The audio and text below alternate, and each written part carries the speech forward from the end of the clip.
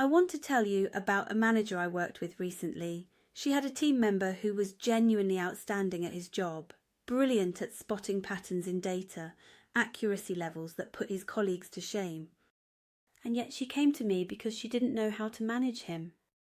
Not because he was difficult, not because he was failing, but because he didn't make eye contact in meetings. He answered questions in ways that sometimes felt abrupt. And when she had to change a process at short notice, he visibly struggled with the shift. She wasn't unkind, she just didn't know what she didn't know, and in that gap between her good intentions and her lack of understanding, a genuinely talented person was quietly burning out. That story is why I'm making this video today. Because right now, on your team, there may be someone in exactly that position, and I want to make sure you have what you need to do better than that manager did, at least at first.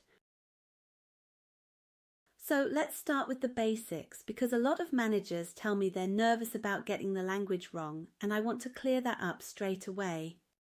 Neurodiversity simply refers to the natural variation in how human brains work. Most people are neurotypical. Their brains process, communicate, and function in ways that broadly match what society considers standard.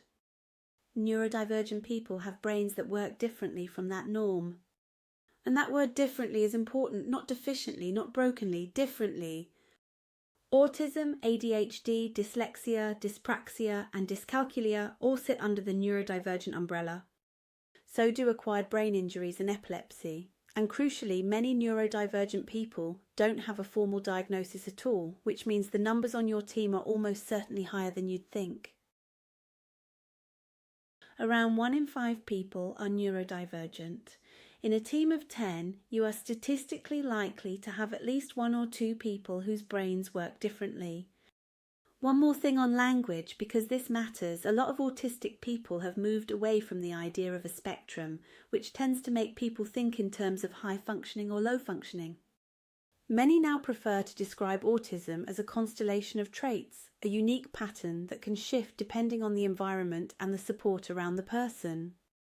I find that framing is far more useful for managers who are trying to understand the individual in front of them, rather than slotting them into a category. Here's something that genuinely doesn't get talked about enough in management training. Many neurodivergent people spend enormous energy every single day suppressing or concealing the ways their brain naturally works so they appear normal to those around them. It's called masking, and it is exhausting in a way that is genuinely hard to overstate. Think about what it takes to constantly monitor your own tone, your eye contact, your social cues, your responses, moment to moment, hour after hour for an entire working day. Now think about doing that every single working day, week after week. Over time, masking leads to burnout, anxiety, and depression. And the really painful part, most people do it because they don't feel safe enough not to. Research suggests that roughly 2/3 of neurodivergent employees don't disclose their neurodivergence at work. Some don't even know it themselves, but many simply don't trust that sharing something this personal will be met with understanding, rather than quiet judgment, awkwardness, or being gently sidelined. This is where something I talk about constantly in my work becomes directly relevant: psychological safety. You cannot manage well what you don't understand. And people will not tell you what they need if they don't trust you enough to be honest. Only around 1/4 of managers genuinely achieve psychological safety in their teams. That's a significant gap, and it has a direct cost. Let me give you some context that I think is genuinely compelling. Research indicates that unemployment among neurodivergent people can reach as high as 80%. Fewer than 3 in 10 autistic adults are currently in employment. That is not a talent shortage problem. That is a management and communication problem. Companies like SAP, Microsoft, and Dell have been running dedicated neurodivergent hiring programs for years, not out of charity, but because they recognized the talent they were walking past. One company's research showed their neurodivergent testing teams were significantly more productive than their neurotypical counterparts. Not despite their differences, but because of them. Autistic people often bring remarkable focus, accuracy, and the kind of thinking that challenges assumptions others wouldn't even question.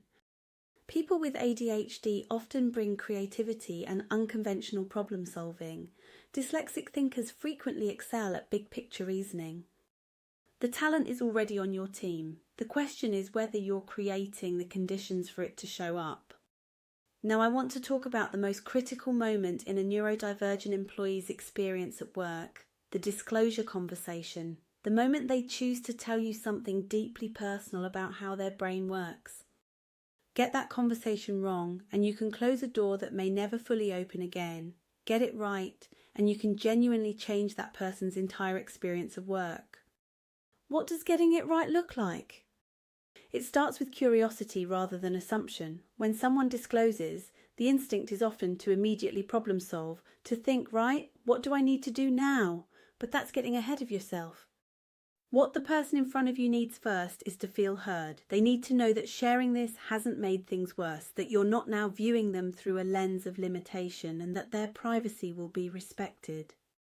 From there, it's about asking rather than telling. What do they find challenging? What helps them do their best work? What do they need from you this week?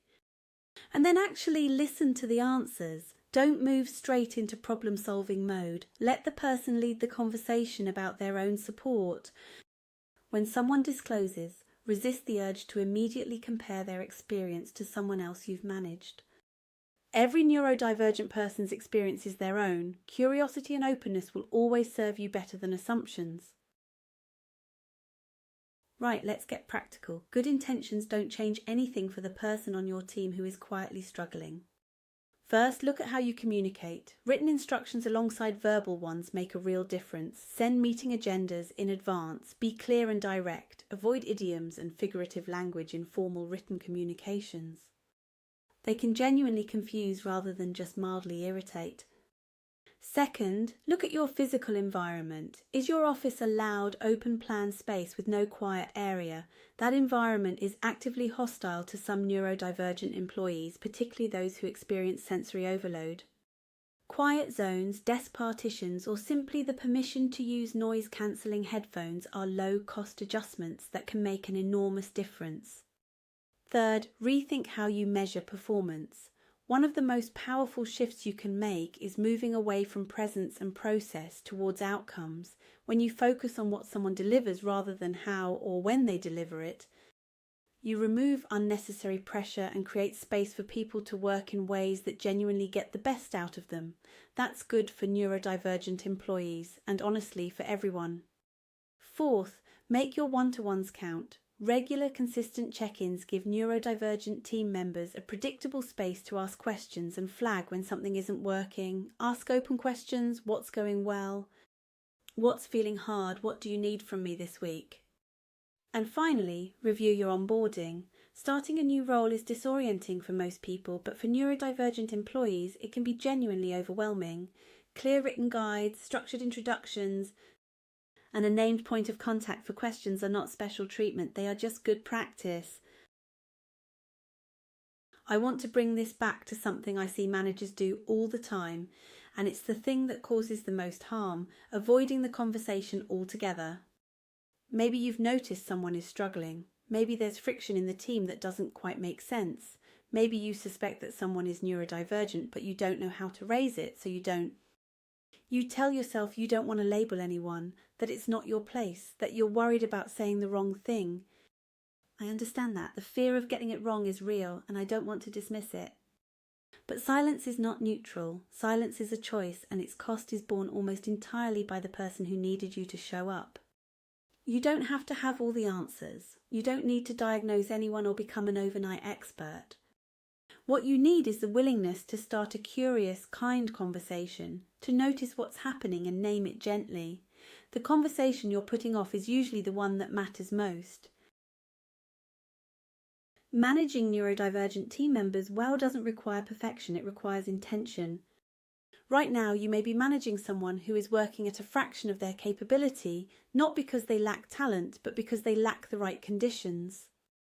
Someone who goes home every evening exhausted, not from the work itself, but from the performance of fitting in. Someone who, with the right conversation and a few thoughtful adjustments, could be one of the most valuable people on your team.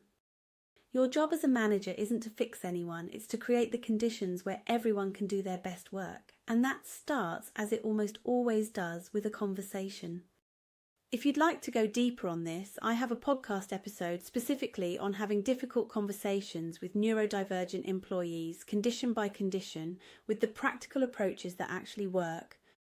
You'll find it at thepeoplementor.co.uk. And if you're finding that managing the people side of your role is harder than it needs to be, the conversations you keep putting off, the situations you're not sure how to handle, that's exactly what the Managers Academy is there for.